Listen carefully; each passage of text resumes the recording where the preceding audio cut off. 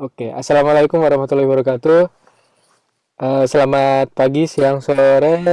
Kami rekaman pada tanggal 2 Januari 2021. Selamat tahun baru semuanya. Saya Kamil dan Mas Panduryono. Halo Mas. Halo, selamat tahun baru semua. Apa kabar? Yes. Jadi di Saya catatan di rumah. Oh, wah, di rumah baru ya, latar belakangnya baru. Oke, tahun baru ini kita ya, catatan jubah kali ini kita bakal bahas langsung aja. Jika Mas Pandu Riono dipilih menjadi menteri, udah ada menteri baru ya maksudnya. Oke, Jika Mas Pandu oke, adalah menteri barunya gitu, ya. iya. Sebelumnya selamat untuk Pak Budi jadi menteri baru. Sebelum ini, ya kita nggak pernah ya. Eh, Jika Mas Pandu Riono menjadi menteri kesehatan, apa yang Mas Pandu lakukan? Jika diangkat di Oke, detik-detik sekarang lah. Oke. terima kasih Pak Presiden Kamil. Ini Pak Presiden Kamil ini ngangkat saya sebagai menteri, Menteri Kesehatan. Untuk pertama kalinya Menteri Kesehatan ini juru wabah, ya kan? Kalau Pak Budi itu bukan dokter, bukan kesehatan, tapi ini juga saya juga untuk pertama kalinya seorang menteri adalah juru wabah. Oke, terima kasih atas kepercayaannya. Dan Terus terus. kalau saya jabatan itu di tengah pandemi seperti ini, itu banyak orang pasti bilang kamu gila kamu. Kalau jadi menteri di zaman susah seperti ini, kamu bisa apa? Nah, gitu kan. Tapi kan namanya juru wabah itu kan juru wabah yang dulu datangnya 102 tahun yang lalu waktu pandemi Spanish flu. Hmm. Ini datang lagi di tahun 2020 nih istilah juru wabah.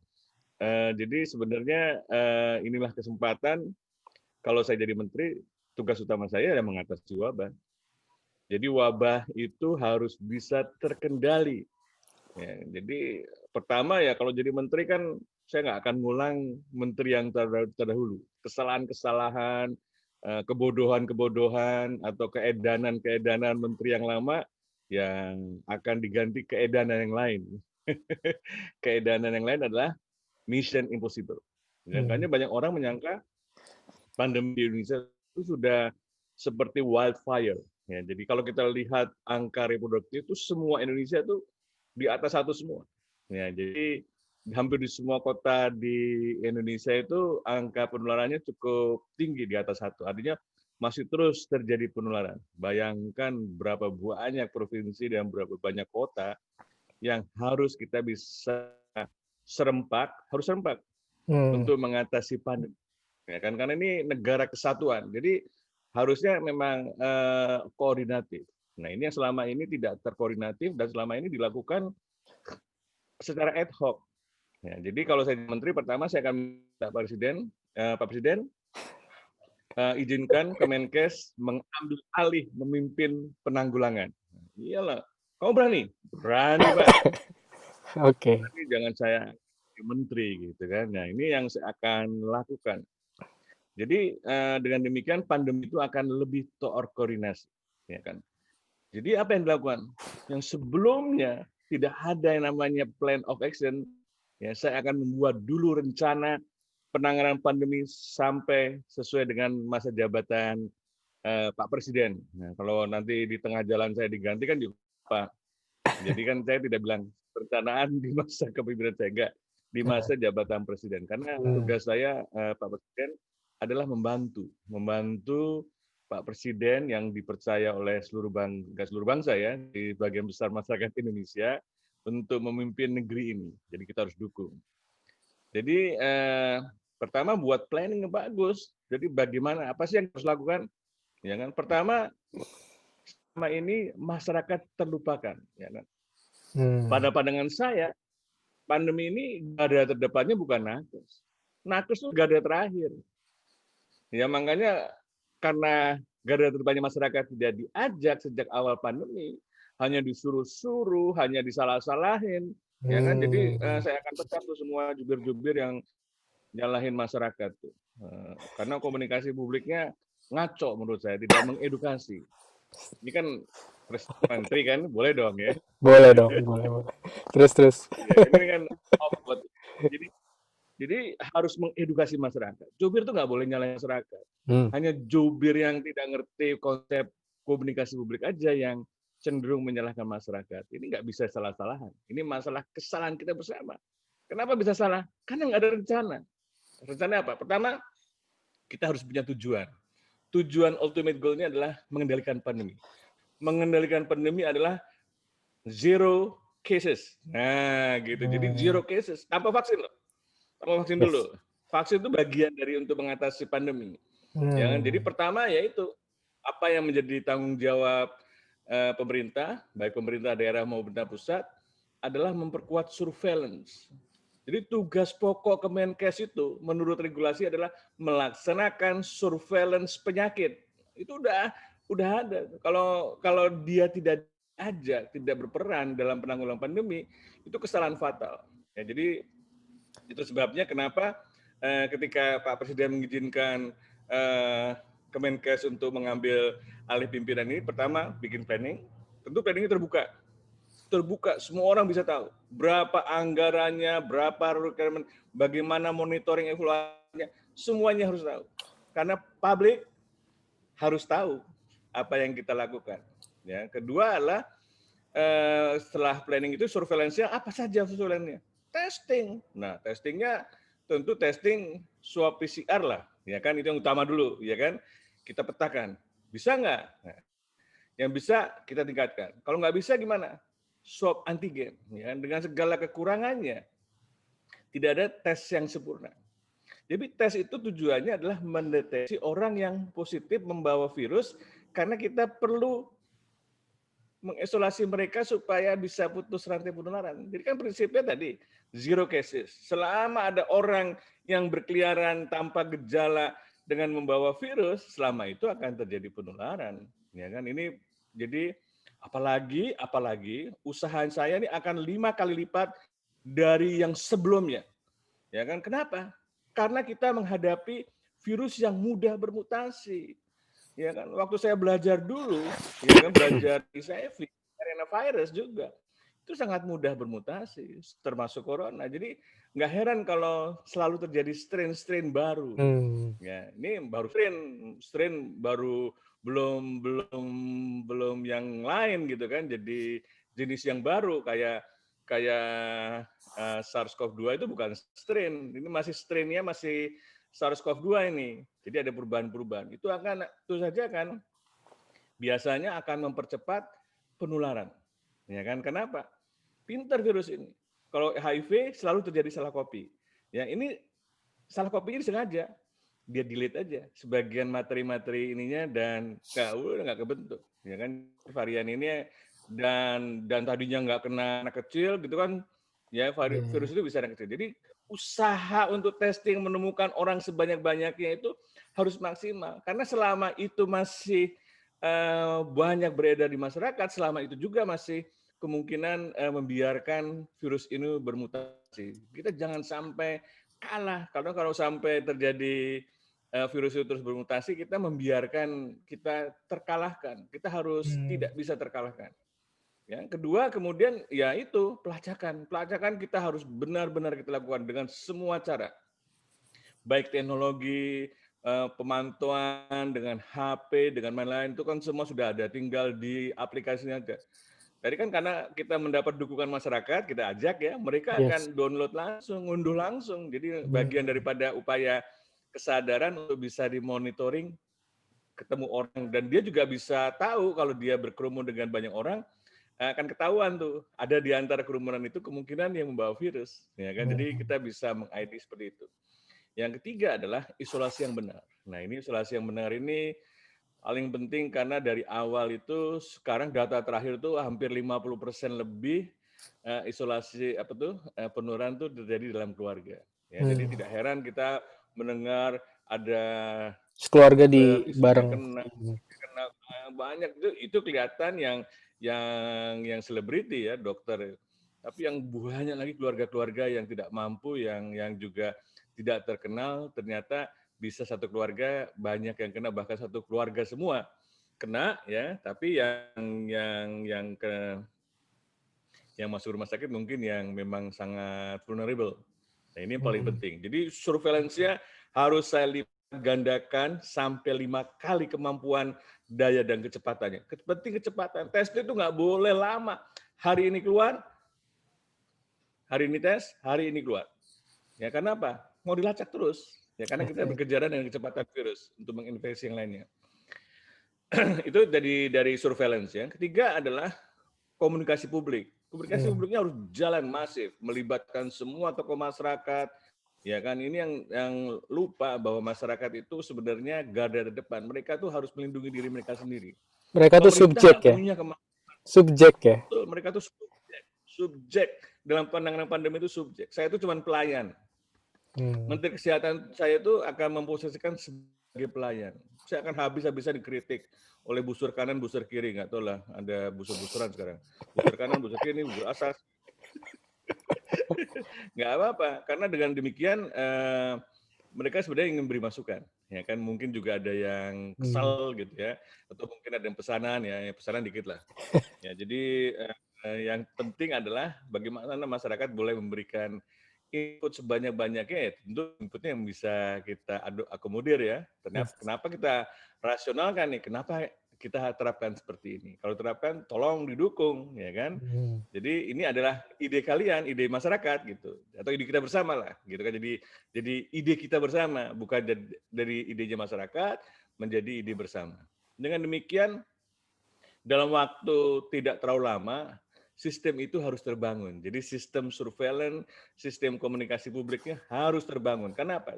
Saya akan ini bagian daripada kebijakan presiden sekarang karena menjadi legacy bahwa masa kepresidenan sekarang di tahun kedua ini, tahun 2021 sudah mempunyai sistem penanggulangan pandemi dari deteksi sampai untuk menekan, ya kan. Dengan demikian nanti kalau ada pandemi lagi dengan penyakit yang nggak tahu penyakit apa, gitu tinggal kan. copy Jadi paste kan sistem.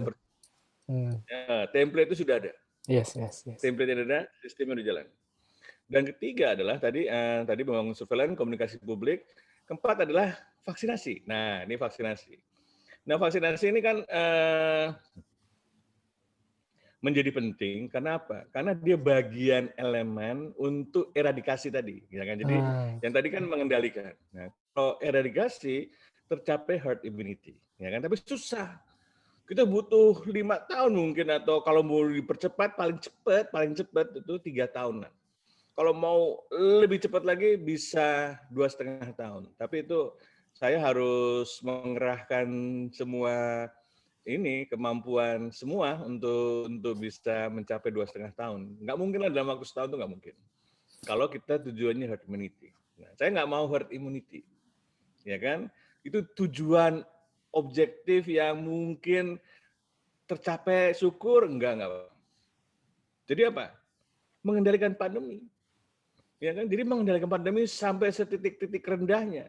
Karena untuk mencapai 80% itu mahal.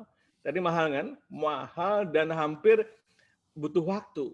Padahal virus ini sudah berubah-ubah terus. Ya kan? Jadi menurut saya tidak realistis untuk mengimpikan herd immunity. Itu konsep yang bagus, tapi konsep yang tidak realistis. Ini dari pandangan juru wabah yang kebetulan diangkat Presiden Kamil untuk menjadi Menteri Kesehatan gitu.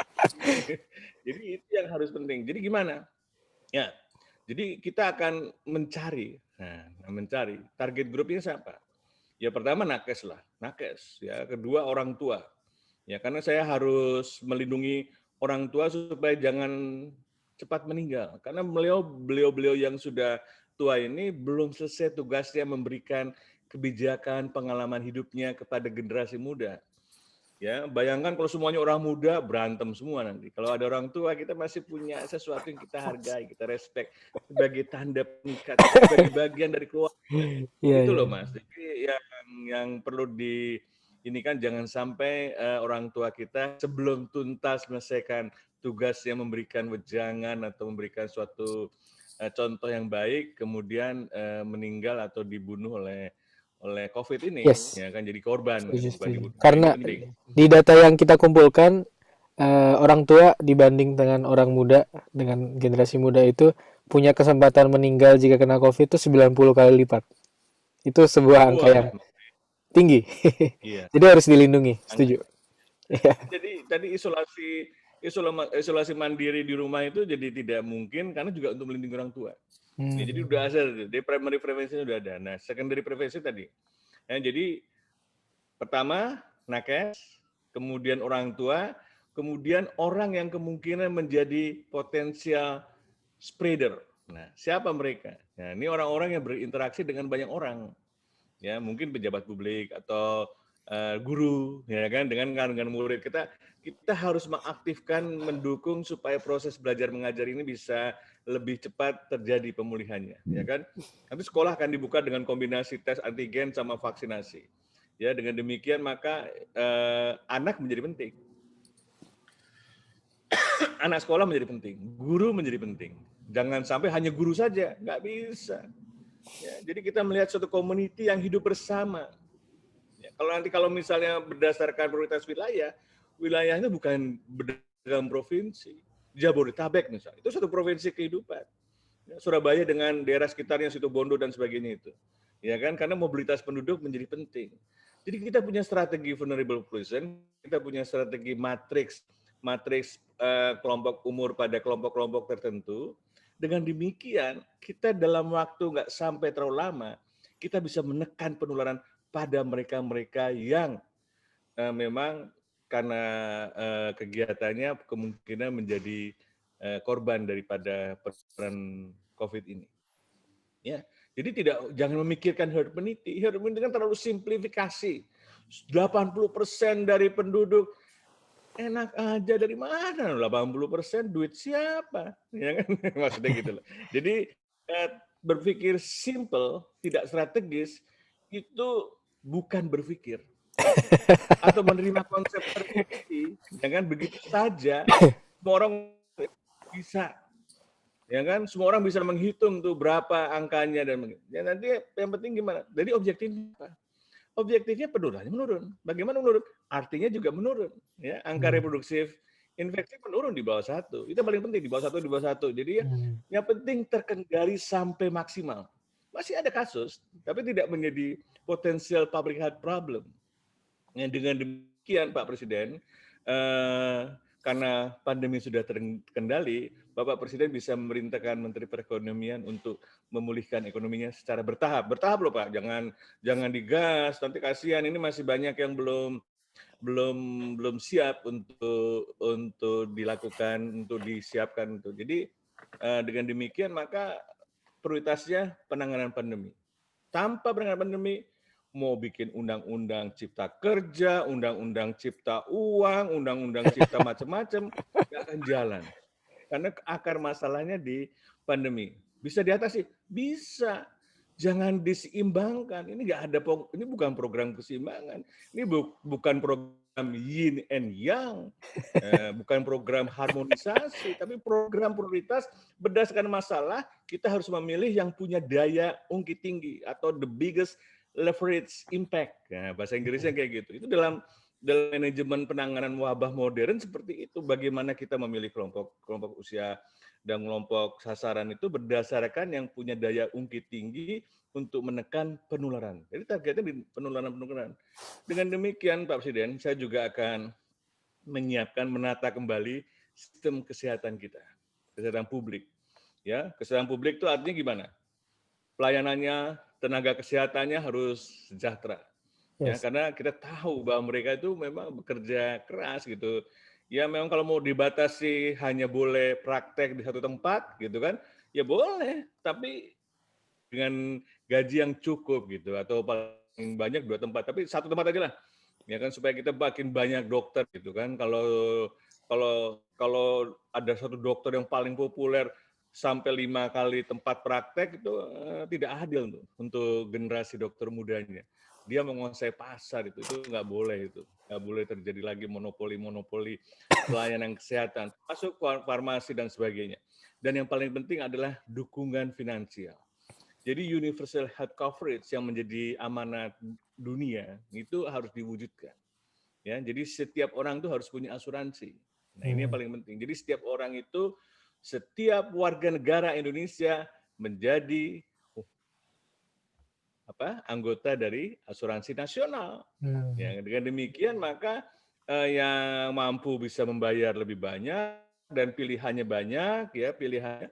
Tentu juga boleh kombinasi dengan asuransi swasta, boleh gitu kan. Karena kan asuransi swasta juga harus ditumbuhkan. Jadi partnership dengan swasta tidak boleh ditinggalkan, tidak boleh seakan-akan negara ini yang mempunyai tanggung jawab 100%. Nggak bisa. Tanggung jawabnya tadi di masyarakat dan negara hanya memfasilitasi supaya itu terjadi. Demikian, jadi mudah-mudahan selama saya membantu Pak Presiden itu bisa terwujud tuh Pak. Jadi kalau ada hal lain yang perlu ditanyakan, saya akan siap menjawab Pak Presiden. Oke, terima kasih paparannya, Pak Menteri. Jadi Pak Menteri, Pak Menteri kan tadi udah A sampai Z lumayan. Saya lumayan paham, bisa membayangkan. Tapi saya ada pertanyaan selanjutnya. Yang Pak Menteri bicarakan ini kan sebuah rencana ya, lebih ke garis besar yang ya Sebuah visi. visi. Oke. Saya salut banget, runut, asik, dan cukup jelas bagi saya. Tapi ada masalah-masalah yang genting nih sekarang ya, emergency untuk di direspon. Misalnya ini ada pasien datang, kan kita primary survey dulu nih. Yang Pak Menteri bicarakan tadi kan secondary survey A sampai Z. Oke, nanti perawatan gimana, outputnya gimana. Tapi yang primary survey ini kondisinya kalau saya identifikasi sekarang terutama kematian nakes yang sangat tinggi di Indonesia. Dan kedua adalah bornya penuh banget nih gitu, bor di rumah sakit. Itu responnya harus gimana sih kalau jadi menteri? Kalau jadi menteri Oke. untuk Pak Menteri. Ya, ini Apakah activity ya. apakah dibiarin aja gitu? Ini natural. Jadi Bukan, sekarang jangan. Kita harus bergerak cepat, Mas. Ini oke namanya oke oke. SITO. Sito, oke. SITO ini. Ya, strategi Dulu sitonya waktu gimana saya nih? bilang, jadi SITO gitu. SITO, tanda seru. Kalau perlu Yes, yes. 10 kali. SITO. Gitu kan. Artinya harus dikerjakan sekarang juga. Masalah kolapsnya atau Yes. nyarisnya, kalau menurut saya sudah kolaps. Udah kolaps. Kalau Oke. pelayanan kesehatan mengatasi daripada lubernya kasus tadi, ini kan kalau lihat case itu kasus meningkat, terus angka hospitalisasi meningkat, kemudian angka kapasitas rumah sakit terbatas, jangan ngimpi mau standard of care, ya kan? Karena tidak mungkin dalam standard of care seperti ini. Ya, dan sudah mulai ada triase abal-abal gitu kan. Jadi memilih mana yang boleh dirawat, mana yang boleh tidak, nggak ada SOP-nya, ya kan. Ini menurut saya bisa jadi disaster karena triasenya tidak objektif lagi, Iya, tapi iya. subjektif. Tergantung, Ya kan iya kan, punya koneksi ke siapa gitu. Kadang-kadang gitu kan. ini nggak boleh terjadi, ya kan. Yes, yes. Kemudian karena penuh sehingga banyak yang tidak tertolong. Ya, ini problem besar. Dan menurut saya ini kita harus cepat lakukan. Pertama, semua rumah sakit ya kan yang siap untuk 100% di wilayah, misalnya di DKI gitu kan, ada 5 rumah sakit punya 6 rumah sakit umum daerah. Misalnya. Nah, itu kalau perlu 3 dari 5 itu menjadi rumah sakit khusus COVID. Jadi seperti Rumah Sakit Sulianti Saroso. Jadi rumah sakit karantina namanya. Karena apa? Karena rumah sakit itu semua tempat tidurnya dipakai untuk COVID. Ya kan? Pokoknya COVID yang tingkatnya memang harus dirawat tentunya. Yaitu tingkat menengah sama berat gitu kan. Sehingga kita bisa memfokuskan bantuan tenaga kesehatan, SDM tadi, peralatan dan obat-obatan di rumah sakit, 3 rumah sakit itu saja. Dan itu yang punya pemerintah. Yang swasta kita tawarkan. Siapa yang siap, akan mendapat keringanan pajak, ya kan, akan mendapat macam-macam. Dengan demikian kita memberikan suatu motivasi pada rumah sakit non pemerintah untuk juga berpartisipasi, ya kan. Jadi, tapi 100% COVID loh, konsekuensinya seperti itu, ya kan.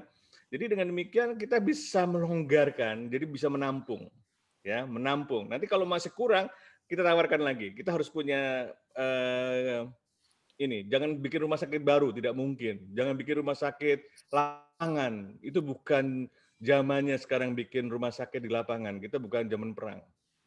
Zaman perang dengan musuh ya. Dan karena kita harus mengisolasi soalnya. Jadi kayaknya rumah sakit karantina. Kecuali kita bisa punya tempat yang betul-betul bisa untuk mengisolasi. Ini yang menjadi penting. Jadi satu itu. Kedua adalah kita harus mempercepat testing. Bayangkan kalau kita lihat dari angka yang dimakamkan di Jakarta dengan protokol COVID sama dengan angka yang Gapnya jauh ya. dilaporkan sebagai COVID terkonfirmasi. Saya tanya kenapa di Jakarta seperti itu? Ternyata sebagian besar itu tidak sempat diperiksa. Artinya terlambat. Dia matinya itu meninggalnya itu di ruang emergency, di ruang di rumah, masih di tempat, masih di rumah, cuman datang ke rumah sakit hanya untuk menerbitkan surat kematian dan sebagainya. Ini kan menurut saya artinya ada masalah di strategi testingnya. Jadi kan testingnya jadi antigen balik itu lagi yang ya. cepat itu harus Balik cepat lagi supaya kita. semuanya yang datang dengan dugaan COVID pada 1 jam sudah keluar hasilnya. Ya kan, jangan sampai ini tidak jadi. Jadi angka yang dimakamkan dengan COVID dengan kemungkinan masih dugaan COVID itu tidak terjadi gap yang besar. Karena artinya kita melaporkan yang konfirmasi COVID, artinya kita membohongi sendiri-sendiri. Angka kematiannya seolah-olah nggak tinggi. Ini aja sudah tinggi, ya kan? Ini aja sudah tinggi, ya kan? Kedua, setiap kematian petugas kesehatan harus diaudit. Apakah masalahnya seperti ini? Dari awal, dari sejak bulan Februari, semua dokter, baik yang senior maupun yang junior, yang masih residen, bahkan mahasiswa, ajarkan tentang pencegahan infeksi di dalam kegiatan sehari-hari mereka lakukan pelayanan. Walaupun mereka sudah tahu sebagian, tapi diingatkan kembali, ini yang harus dilakukan. Kalau mereka memberikan pelayanan. Kemudian kalau mereka di luar pelayanan, di rumah dan sebagainya. Dan ini menurut saya penting. Dan kalau perlu, dokter-dokter yang bekerja di COVID itu betul-betul kita karantina. Ya, seminggu bekerja, seminggu boleh pulang. Dengan demikian dia tidak bertemu dengan keluarga. Dengan demikian akan lebih mengurangi penularan klaster keluarga dari tenaga nakes. Kasihan gitu kan. Nah ini menjadi penting juga karena kita harus melindungi nakes dengan keluarganya. Saya nggak memikirkan mereka harus nanti dapat duit atau dapat bintang. Yang penting mereka hidup dulu. Ya kan, ini yang problemnya udah 500 nakes meninggal, kemudian nggak ada lagi dari duka cita yang teramat dalam dari setiap satu dokter mati itu. Kalau saya jadi Menteri Kesehatan, itu saya kehilangan anak saya. Ya, mereka itu anak saya semua, gitu kan. Jadi anggap aja sudah tua sekali ya. Jadi anaknya dokter semua soalnya. Kalau Menteri Kesehatan tuh anaknya otomatis semua anak yang tua, yang muda tuh dianggap bagian dari keluarga. Dengan demikian panggilan hati nuraninya itu menjadi penting. Sitonya itu menjadi darah dagingnya. Ya, dengan demikian maka kalau begitu ada, oh ada meninggal gini, loh di mana itu? Nah, langsung ditanggapi. Coba diaudit kenapa gitu. Jadi mumpung masih baru maksud ini dan sebagainya. Auditnya juga objektif. Jangan disalah-salahin, oh ini salah dokternya. Jangan dulu nyalahin gitu kan. Kalau mereka di rumah sakit kami sih nggak mati, tapi mereka waktu praktek mati. Mereka praktek kan memberi pelayanan juga gitu loh. Jangan mentang-mentang supaya rumah sakitnya nggak disalahin, manajer rumah sakitnya bilang kita aman, kita semua APD lengkap. Kalau nggak ada yang mati kalau mereka lagi bekerja di sini, mati ketularnya waktu praktek di rumah sakit lain. Nah, nyalahin rumah sakit lain ya. Ini kebiasaan kita adalah menyalahkan. Padahal kita ingin objektif datanya kenapa. Kalau memang rumah sakit itu belum menerapkan penanganan untuk mencegah infeksi dengan baik, ya kita harus lakukan. Jadi semua dokter, semua manajer rumah sakit harus mendapat reedukasi ulang tentang pencegahan penularan infeksi. Jadi target saya bukan dokter yang mati. Tugas saya tidak boleh ada nakes yang terinfeksi. zero. Jadi lebih berakar di situ. Ya kan, jadi ID aja masih waktu itu mencegah supaya zero death. Saya bilang sama si Adib tuh, kamu ngapain zero death? Harusnya Zero zero infection. infections. Yes, yes, yes. Oh iya ya, kita mau ubah gitu, tapi nggak tahu sampai sekarang.